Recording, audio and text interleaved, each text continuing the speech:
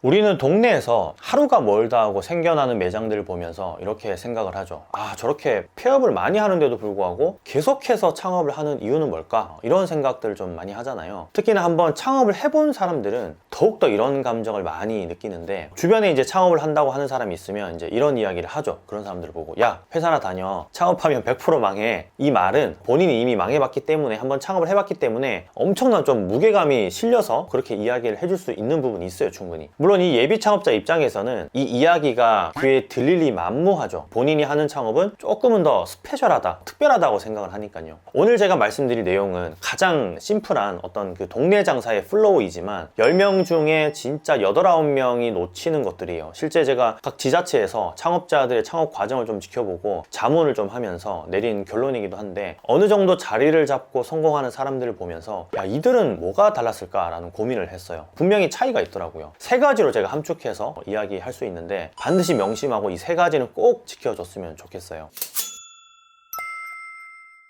자, 첫 번째, 동네 장사 90%가 놓치고 있는 실수는 가설 수립을 전혀 하지 않는다입니다. 이 가설 수립이라는 건 쉽게 말해서 가상의 시뮬레이션을 돌려보는 거예요. 그런데 많은 창업자들이 가설 수립 자체를 하지 않아요. 이 창업 전문 교육기관을 가보신 분들이 있는지 모르겠는데, 보통 가설 수립 단계는 거의 필수적으로 거쳐가는 코스예요. 예를 들어서 내가 어떠한 상권에 치킨집 뭐 이런 걸 차린다고 가정을 하면, 그 치킨집의 예상 매출액과 뭐 들어가는 비용을 산정해서 언제쯤 원금이 회수될지 체크를 해보는 거죠. 참고로 이건 뭐 프랜차이즈 본사에서 해주는 것하고는 좀 별개예요, 별개. 동네 특성에 맞게 직접 해야 하는 거고요. 물론 뭐 가설 수립을 한다고 해서 100% 들어맞진 않지만, 조사한 데이터와 기존 데이터를 근거한다면 7, 80%는 맞아 들어갈 수밖에 없어요. 이게 이제 어느 정도 짐작이 가는 이 동네 장사이기 때문에 가능한 거예요. 만약 이게 어떠한 뭐 온라인 사업이 되거나 혹은 뭐 스타트업이라면 전혀 다른 문제겠지만, 동네 장사라는 건 진짜 한계가 있거든요. 오프라인 점포를 이야기하는 것이고, 무언가 색다른 창업 아이템이 아닌 그 기존에 있는 아이템으로 창업을 한다면 어느 정도는 예측이 가능한 거죠. 이런 가설 수립 단계를 잘 하고도 자리를 잘 잡지 못하는 사람들이 많은데, 지금 보시는 이 사진은 어느 한 청년 창업자가 가설 수립을 한 거예요. 뭐 이거 말고도 뒤에 몇 장이 더 있는데, 어떤 데이터를 근거했는지는 사실 나오지 않았어요. 보통 이런 식으로 이제 가설 수립을 하기 때문에 이게 가설 수립이 아니라 그냥 희망 수립이 되는 거예요. 말 그대로 약간 희망 회로를 돌려서 가설 수립을 하게 된다라는 거죠. 이 동네 장사의 가설 수립은 온라인 데이터와 오프라인 데이터를 기반으로 대략 일주일 정도만 시간을 내서 조사하면 충분히 세울 수 있어요. 이 부분은 나중에 제가 기회가 되면 자세하게 어떤 식으로 할 수 있는지 방법을 알려드릴게요. 이게 좋아요 눌러주시면 해당 영상이 업로드 되면 이 알고리즘에 의해서 뜰 확률이 높으니까 좋아요 눌러주시고요. 진짜 나는 그런 정보를 좀 받아보고 싶다 하시면 구독까지 눌러주시면 언젠가는 영상을 만들 거니까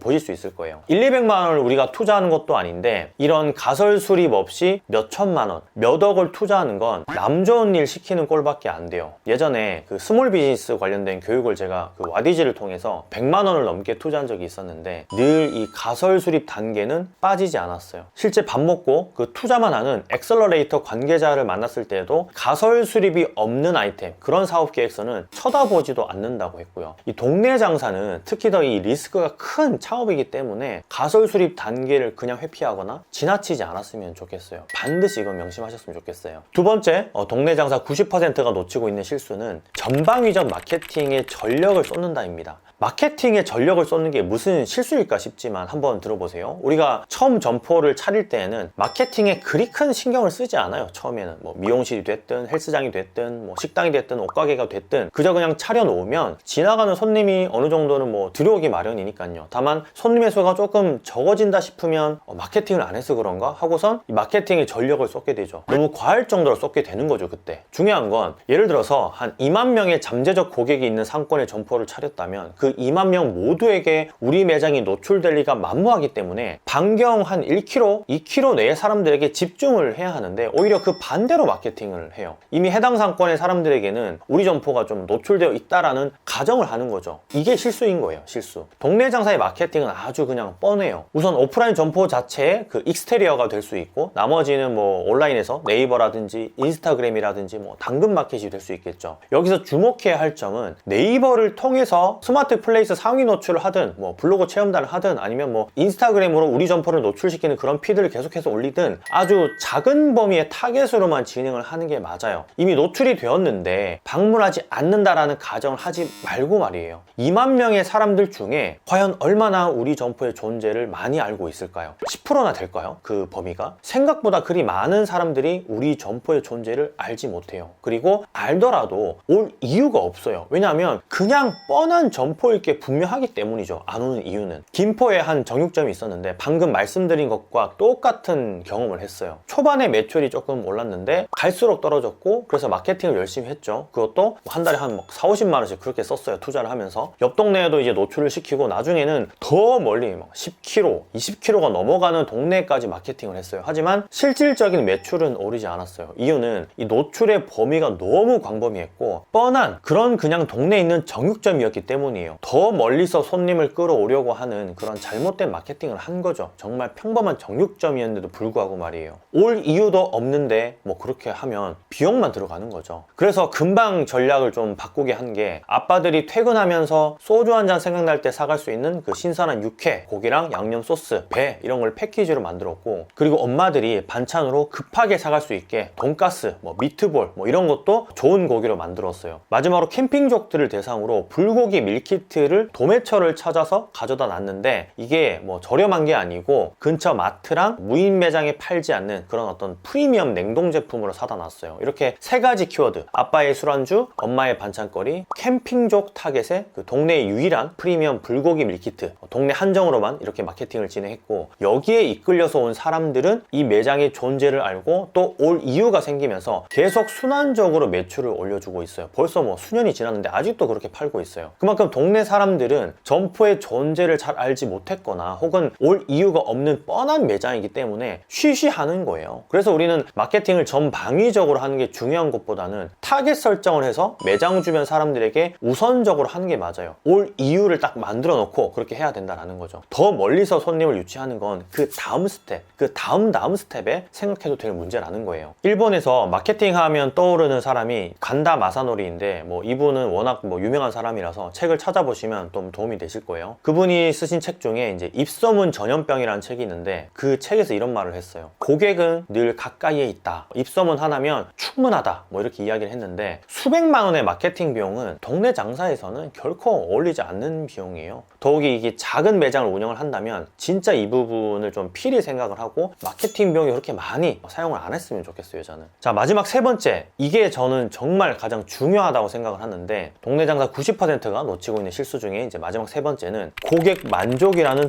뻔한 말을 등한시한다입니다.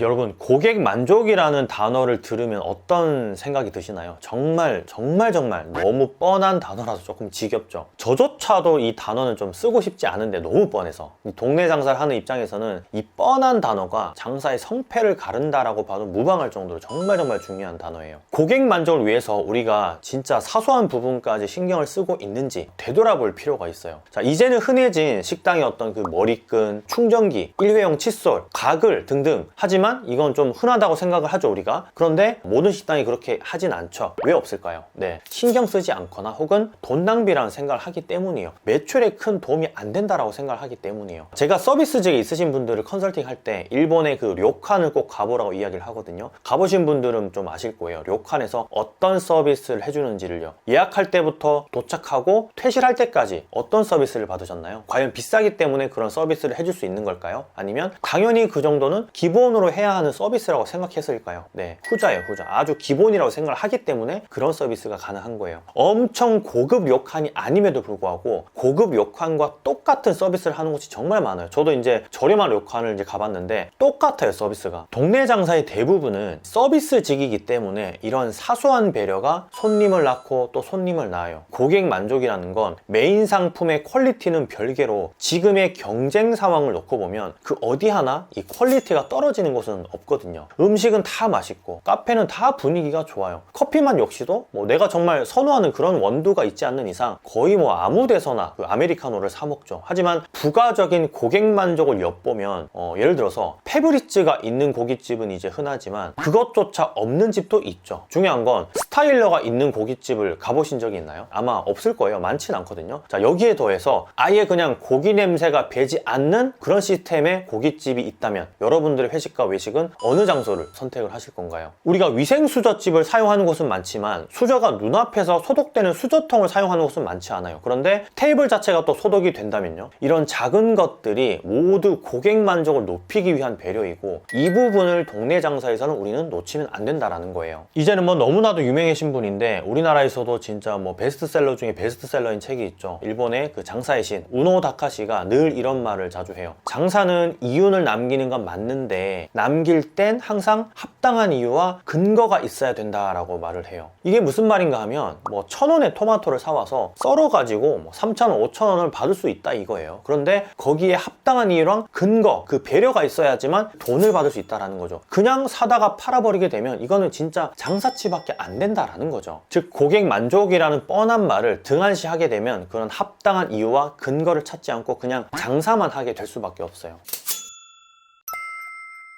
자, 여러분, 가설 수립, 마케팅의 운영 방식, 그리고 등한시하게 되는 고객 만족, 혹시 우리 매장은 어떤지 점검해 볼 필요가 있지 않을까요? 만약에 이 가설 수립을 했는데도 불구하고 매출이 심각할 정도로 나오지 않는다면 제가 올려놓은 영상들 중에 마케팅에 관련된 거, 그리고 운영에 관련된 영상들을 하나씩 차례차례 보시면 도움이 될 거예요. 이 고객 만족이라는 뻔한 단어 때문에 오늘의 이 콘텐츠가 가치가 떨어지지 않길 바라면서 고객 만족이라는 말을 제발 뻔하게 그렇게 등한시 하지 않았으면 좋겠어요. 자, 구독해 주시면 앞으로 더 유익한 이 동네 장사에 관련된 이야기 들려드릴게요. 좋아요도 함께 눌러주시고요. 자, 그래야지 관련된 영상들이 알고리즘으로 계속 여러분들한테 보여지고 여러분들은 그걸로 인해서 계속 성장할 수 있으니까요. 자, 건프로이만 들어가겠습니다. 감사합니다. 많이 파세요.